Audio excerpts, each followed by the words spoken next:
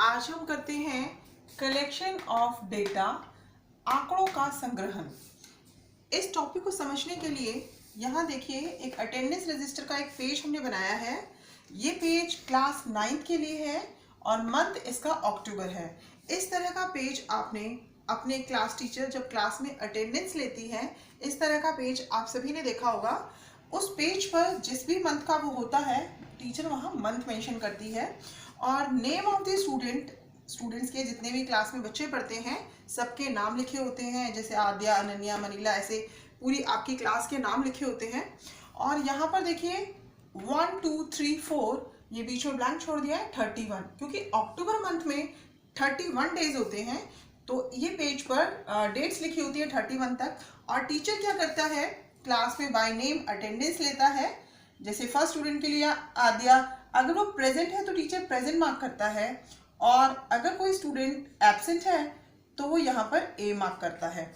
इस तरह से क्लास के सारे स्टूडेंट्स की अटेंडेंस ली जाती है। तो यहाँ पर एक टीचर क्या कर रहा है, आपकी जो टीचर है यहाँ पर काम है क्लास टीचर का।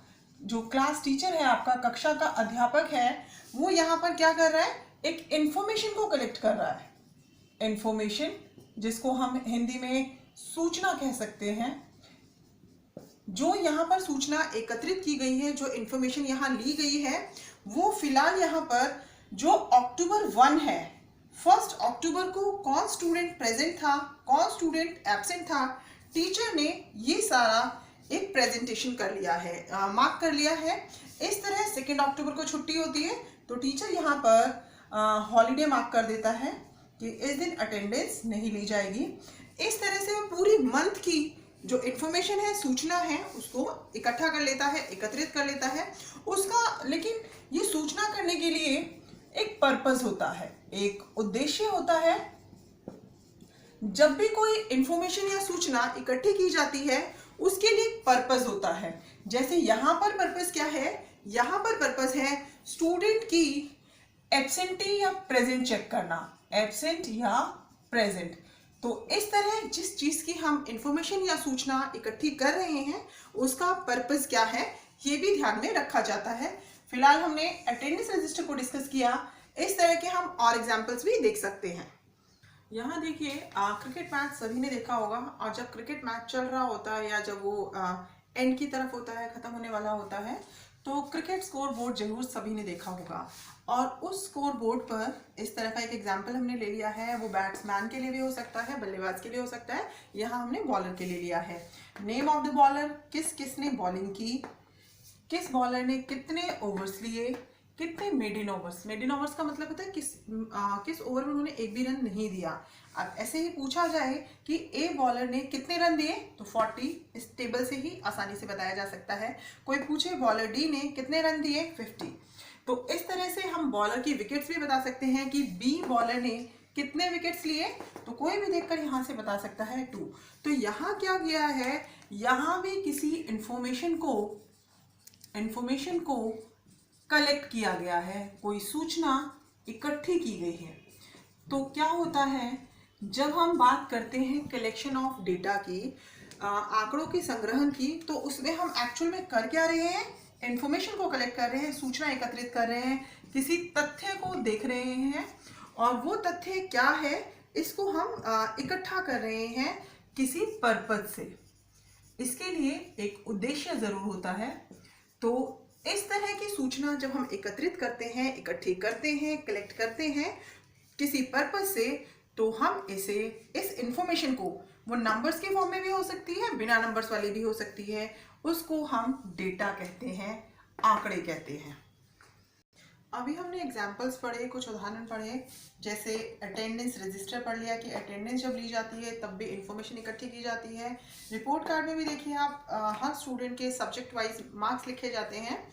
मार्क्स लिस्ट, जब कोई टीचर क्लास के सारे स्टूडेंट्स की एक लिस्ट बनाता है कि किस स्टूडेंट के कितने मार्क्स आए हैं, वहाँ भी वो एक तरह से फैक्ट्स, फिगर्स, कुछ डाटा को इकट्ठा करता है। सेंसस, जब जनगणना होती है तब भी जनगणना करने वाला एक एक घर जाकर सर्वे करता है और कुछ सूचनाओं को इकट्ठा करता है। क्रिकेट स्कोर बोर्ड का भी एग्जाम्पल हम डिस्कस कर चुके हैं। तो जितने भी एग्जाम्पल्स हमने यहाँ डिस्कस किए, तो यहाँ जो इन्फॉर्मेशन इकट्ठी की जा रही है, कुछ फैक्ट्स को इकट्ठा किया जाता है, वो एक उद्देश्य से किया जाता है। क्लास में हम कोई इन्फॉर्मेशन कलेक्ट कर रहे हैं, उसका पर्पस हमारा अलग है।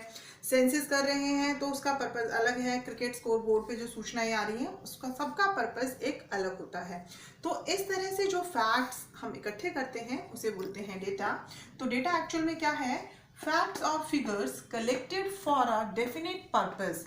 कोई भी फैक्ट्स या फिगर्स को जब हम कलेक्ट करते हैं, इकट्ठा करते हैं किसी पर्पस के लिए, तो उसे हम डेटा कहते हैं। और ये डेटा न्यूमेरिकल भी हो सकता है, कोई नंबर्स भी हो सकते हैं, या फिर अदरवाइज कोई फैक्ट्स भी, मतलब कोई वर्डिंग में भी हो सकता है। डेटा को आंकड़े कहते हैं। एक निश्चित उद्देश्य से एकत्रित किए गए तथ्यों को जो संख्यात्मक या अन्य रूप में हो सकते हैं, उसे आंकड़े कहते हैं। अब देखते हैं स्टैटिस्टिक्स, जिसे हम सांख्यिकी कहते हैं।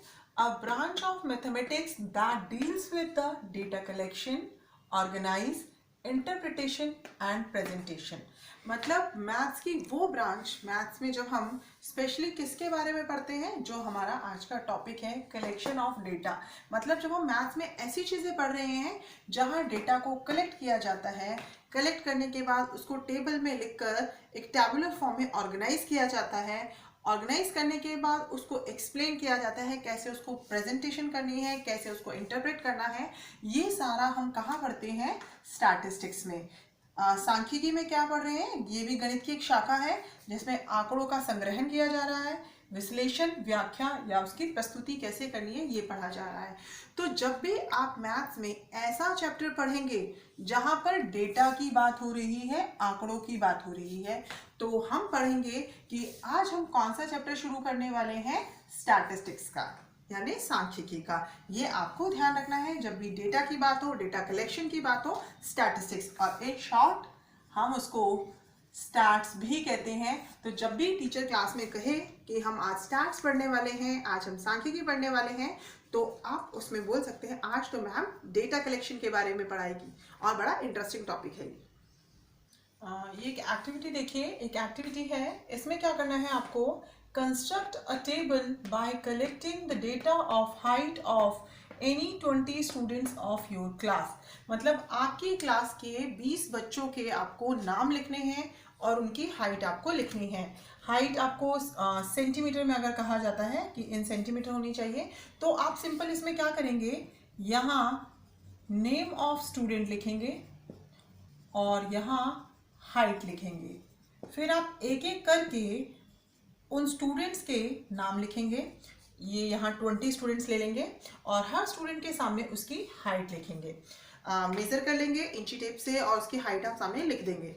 यहाँ पे ये जो डेटा कलेक्ट हो रहा है, जो भी यहाँ हाइट आ रही है किसी भी स्टूडेंट की, मान लो यहाँ पर कोई स्टूडेंट है भानु, और उसकी हाइट जो है वो हाइट जितनी भी आए, मान लो 9th क्लास का स्टूडेंट है, अगर उसकी हाइट आ जाती है 157 सेंटीमीटर, तो यहाँ इस तरह एक स्टूडेंट की हाइट लिखी। इसी तरह आप दूसरा स्टूडेंट सेलेक्ट करेंगे और उसकी हाइट उसके सामने लिख देंगे। इस तरह यहाँ 20 स्टूडेंट्स का डेटा कलेक्ट हो जाएगा, आंकड़े इकट्ठे हो जाएंगे। यहाँ पर जो डेटा कलेक्ट हो रहा है वो कौन कर रहा है? आपको कहा गया है कि आप ये डेटा कलेक्ट करिए, और ये डेटा कलेक्ट करने वाले आप ही हैं, मतलब यूजर इटसेल्फ।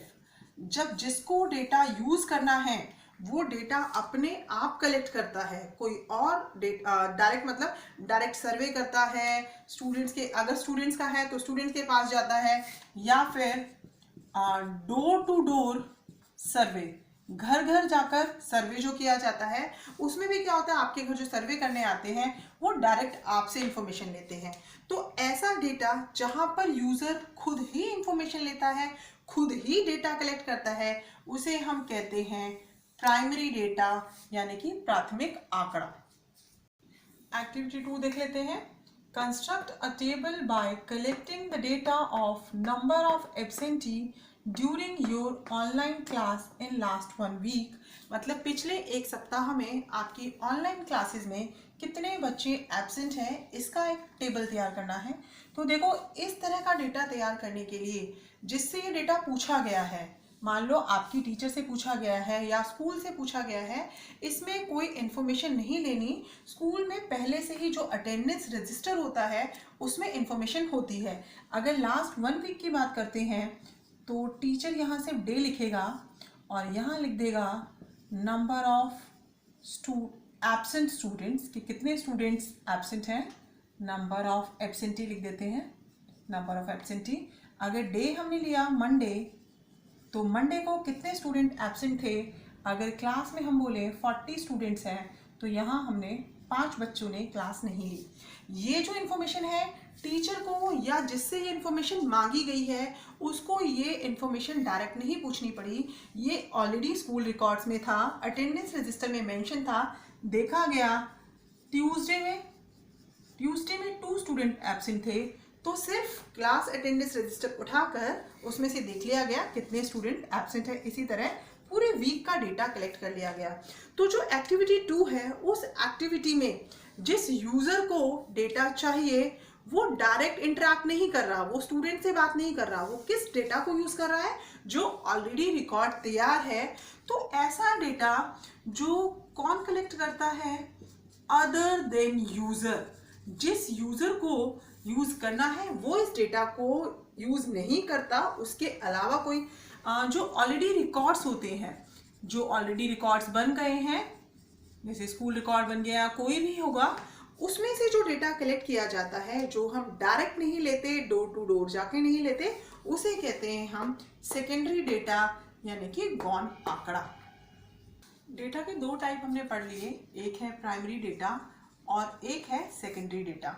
अभी आपको बताया प्राइमरी डेटा कौन सा है, जिसे यूजर खुद कलेक्ट करता है, खुद इंफॉर्मेशन देता है। सेकेंडरी डेटा में क्या होता है, जैसे हम गौण आंकड़ा कहते हैं, उसमें यूजर खुद से इंफॉर्मेशन डायरेक्ट नहीं लेता, जो ऑलरेडी रिकॉर्ड्स तैयार हो चुके हैं उनसे वो डेटा कलेक्ट करता है।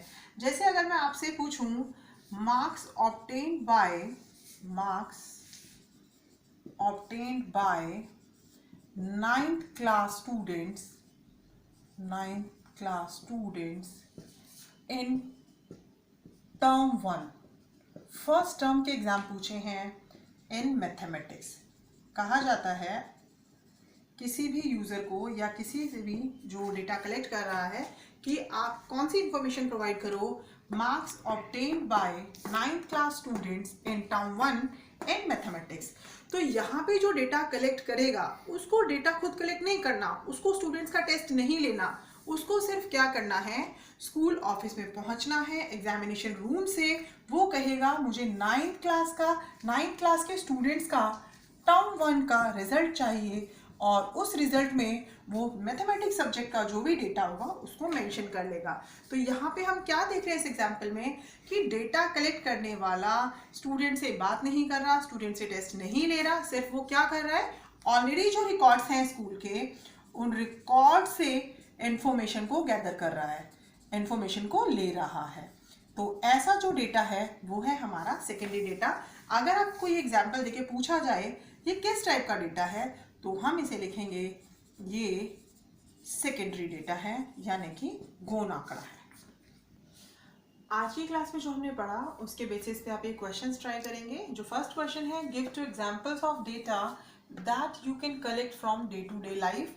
अपनी रोजमर्रा की जिंदगी से, अपने दैनिक जीवन से जो आप डेटा कलेक्ट करते हैं उसके 2 एग्जाम्पल्स आपको लिखने हैं, 2 उदाहरण लिखने हैं। क्वेश्चन नंबर 2 जो है वो है classify the data given below as primary और सेकेंडरी डेटा। आपको नीचे इन्फॉर्मेशन दी गई है, उसमें से आपको रीड करके ये आइडेंटिफाई करना है कि जो आपको डेटा दिया हुआ है वो प्राइमरी है या सेकेंडरी है, इसका मतलब वो प्राथमिक है या गौण डेटा है। तो आप स्टेटमेंट को रीड करेंगे, उसके बेसिस पे या तो डेटा प्राइमरी होगा या फिर सेकेंडरी होगा। ये आप देखिए कि आपको आपका डेटा किस टाइप का है वो आप मेंशन कर देंगे। तो आज की क्लास में इतना ही। नेक्स्ट क्लास में हम करेंगे स्टैट्स पर बेस्ड क्वेश्चन, स्टैट्स। और आपको बताया था ना, स्टैट्स मतलब कलेक्शन ऑफ डेटा, तो ये आपको भूलना नहीं है, ध्यान रखना है। तो आज की क्लास में इतना ही, मिलते हैं नेक्स्ट क्लास में स्टैट्स के साथ। Till then bye bye, thank you so much.